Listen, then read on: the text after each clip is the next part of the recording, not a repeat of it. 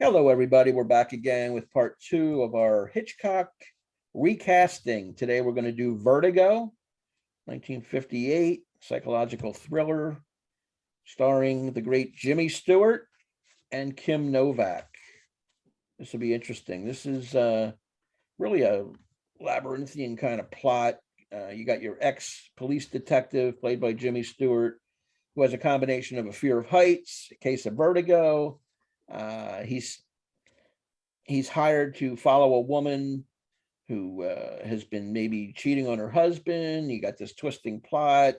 Is it murder, suicide? You got the mind playing tricks on you, what you see, what you don't see. Classic Hitchcock plot twist within the plot. There's a resemblance to one woman he's following to somebody in his past. Mm-hmm. And it goes from there. Obsession. He's obsessed with a particular look of a person. He's got a little thing going on himself where he's maybe not as stable as you might think the lead character should be. So interesting movie. Not one of my favorites, but it's a classic nonetheless. So we have to do it. It's part of this series. Jimmy Stewart, of course, playing Scotty, the retired San Francisco police detective, and Kim Novak as Madeline, his friend's wife, who he's following around and so forth and so on. And that church tower is a big player here with the vertigo scene and the bell at the top. All that's involved. You guys can add whatever important plot images or scenes you want to talk about. So, of course, Brian and Doc are with me on part two here. Glad to be doing this Hitchcock series. Again, Brian, you're going to go first. We're going to do the cast. There's only two we're doing here, which is Stewart and Novak. So who do you see in these roles if we're recasting with today's actors? All right. Vertigo for me, probably, if you ask me now, probably a top 5 Hitchcock movie for me anyway. I like things that are a little artsy and a little off kilter, and Vertigo certainly is those things. It has a weird pace to the movie that's kind of disjunct at moments and stuff. Yeah. So when I thought about Madeline's character, what's Madeline / Judy or whatever her name, Yeah. Resemblance was. I kind of thought the one of the scenes was the most tragic scene, I thought anyway, is when she was looking at the rings at the trunk of the tree, and she pointed at one of the rings and said, "This is the year I was born, and then this is where I died." So that was this weird thing about it, but it's very tragic at the same time about maybe this woman had some tragic thing that actually did happen in her life, and some type of essence, she was dead. So I looked for that scene and I thought, wow, okay, so who could pull off something like that and come across as very tragic and sincere? And I thought of Michelle Williams. I wanted to pick her. I liked her look.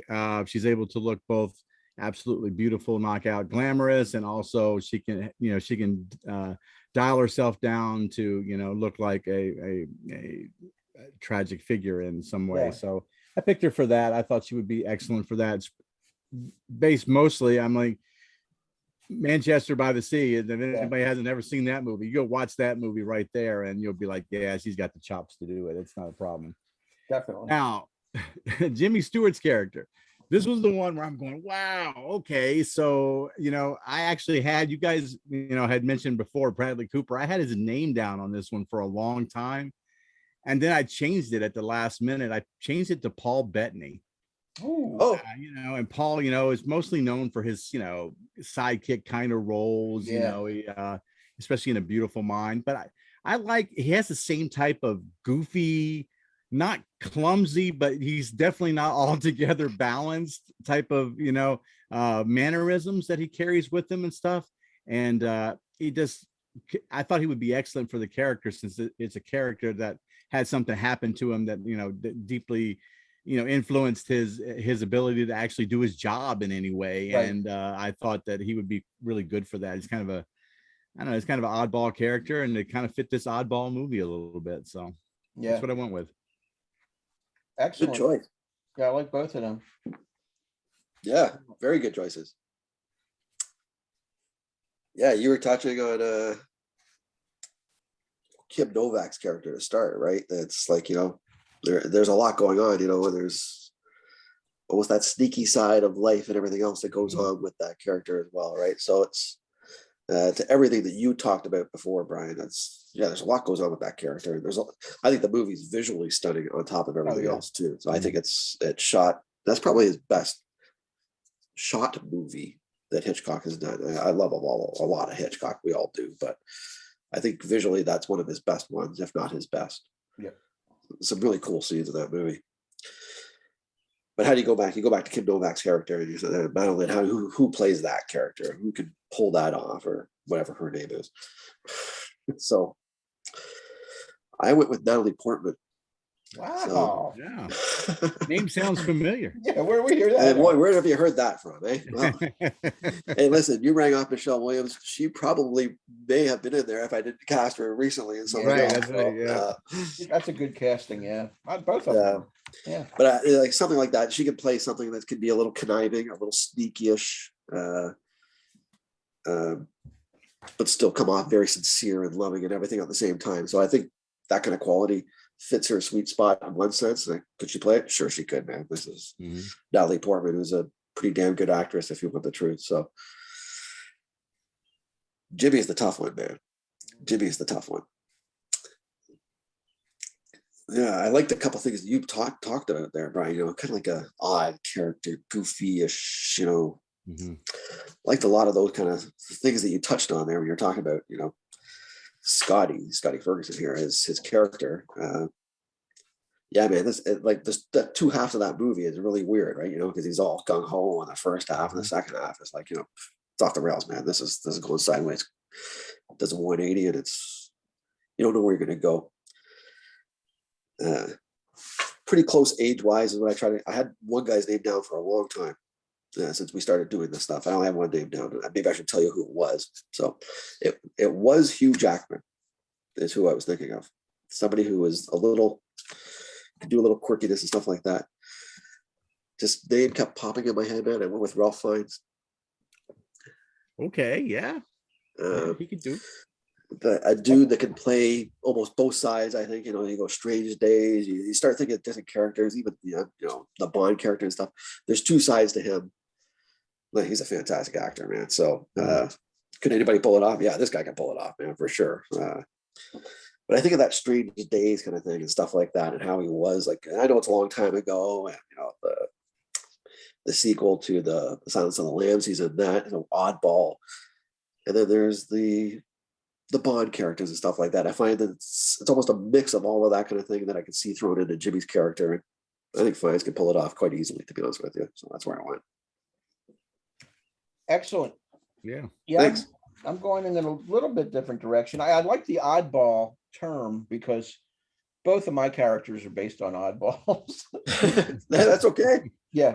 The woman, the Kim Novak character, the sneaky term is good because she is kind of sneaky. There's a little deception going on there. Sure. And I go right back to the movie Gone Girl, and I'm picking Rosamund Pike as my yes. as Good. my Kim Novak. She'll show you one thing and something a little bit different. She's a manipulator in a way. She could wear the scarf and hide a little bit, and I can see she did a little bit of that in Gone Girl, with the black eye and hurting herself to make it look like something else. And but as an actress, she's a decent actress. I saw her in a movie called The Private War, where she played this photojournalist. Very realistic. She's daring. She'll do anything for the role, and that's where I went with the Kim Novak character, Madeline.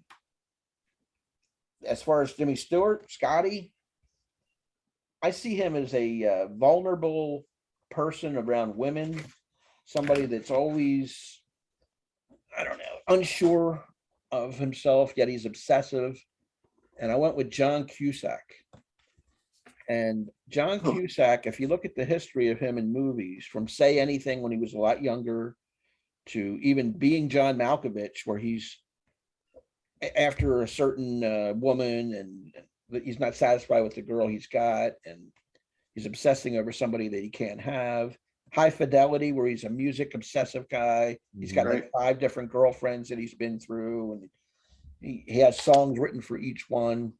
He brings something like that where he is focusing and still a little shaky. I can see him having a mental breakdown at some point. So that's where I went with John Cusack. I considered Bradley Cooper in this role originally too, and I ended up putting him in Rear Window instead because I didn't want to do both.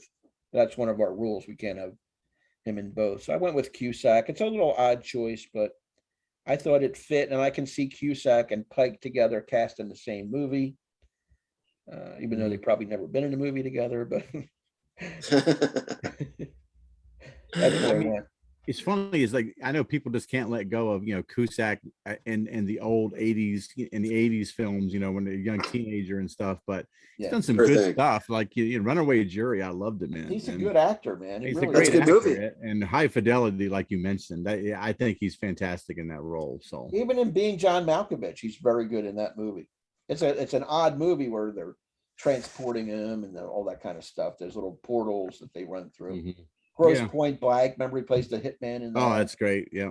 Yeah, he's got a really long line of credits that are excellent and really unrecognized. He's never been nominated for an Oscar, which is weird.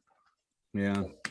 I would have to take a hard pass on Cusack in 2012. I'll say that. So that's just me, but but he's had some bombs. He's a really good actor. Really good actor. He's had some bombs too, and he takes chances. He picks weird roles. But I like him as an actor, and I can see him playing that kind of role where he's getting up at the top of the tower and getting a little whoa, that kind of stuff. That's right. So you got to be able to pull that off believably too. And then when something happens with the other woman, and you got to react to that shot, I can see him being mortified and all of that kind of stuff. So that's where we stand. So we had some good choices there, some very good. Yeah, I like them. Really enjoyed that. Again, like I say at the end of each of our segments here, we like to hear from our public. Comment, like, subscribe, leave us your casting choices. You only have to make 2. Who are they going to be? So Jimmy Stewart, Kim Novak, give us what you take. We appreciate the feedback. So for Brian and Doc, this is Rich. We will see you next time. Our next is one of the best movies of all time, North by Northwest. Stay tuned for that one. Later.